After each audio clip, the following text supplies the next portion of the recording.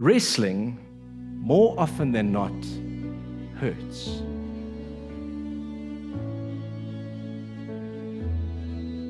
Many of you, I'm sure, would be able to resonate with a story that comes straight of the Bester Zoo household.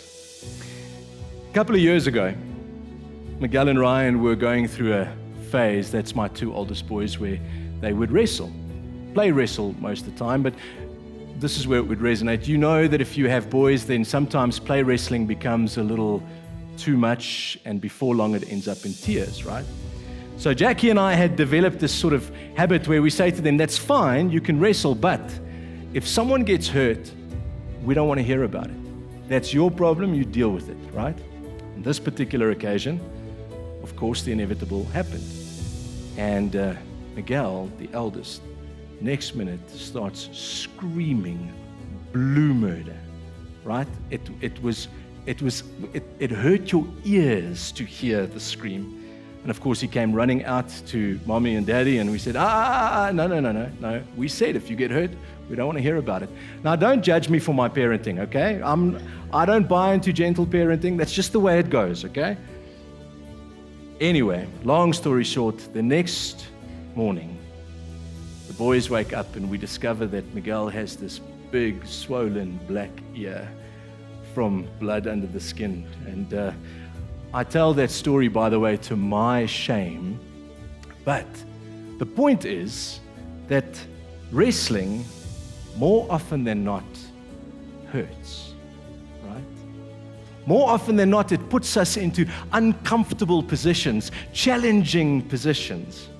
And I tell this story because it's important that as we're about to read this gospel text and followed on by the reflection, by the sermon for this morning, anticipate some of that, right? Anticipate some of that blood under the skin, uncomfortable position.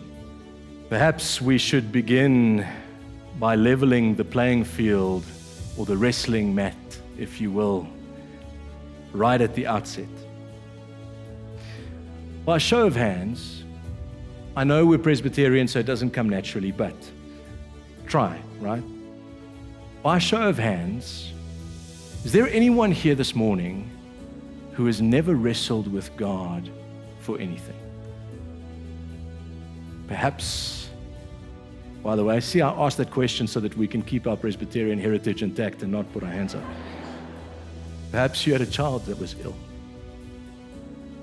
and you didn't know what the outcome would be. Perhaps your marriage was in a difficult place and you didn't know where to turn. Perhaps you were confronted with a diagnosis of your own that left you fearful. We have all had occasion to wrestle with God in prayer. And we didn't always know how that would end up. Sometimes it, in some cases, left scars, left deep hurt, the burden of which we continue to carry.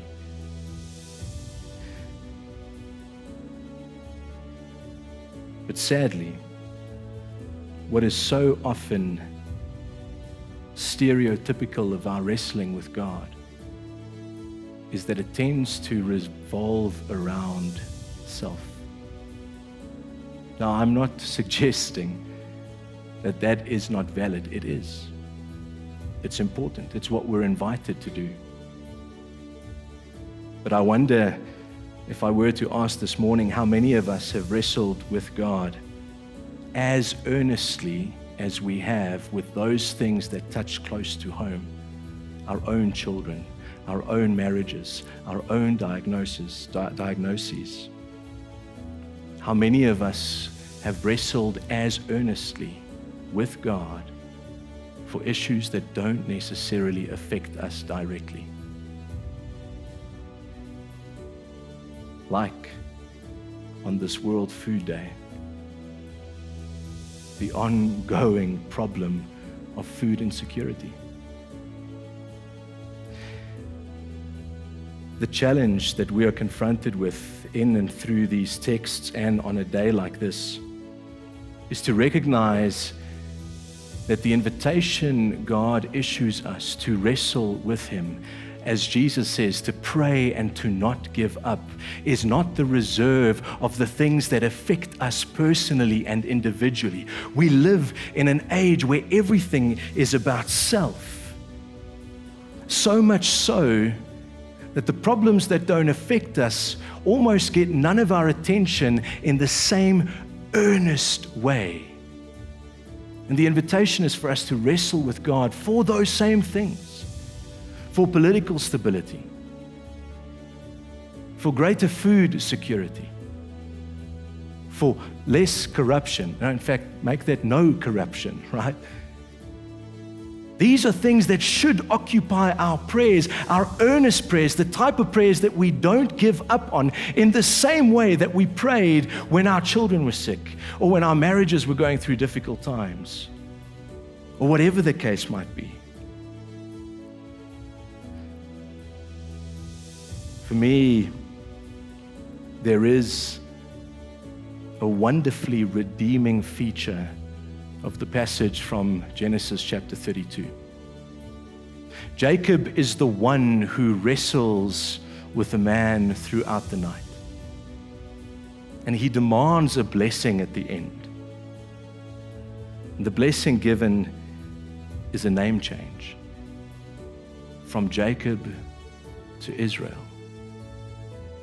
The blessing given, the blessing for which he wrestled, not even knowing that that's the blessing he wrestled for, was not for his own benefit, but for the people that would become Israel. And therein lies the challenge for us, dear friends. On a day like this, in the face of a text like this, to ask ourselves honestly whether or not we are willing and ready to wrestle with God for things that don't necessarily affect us personally.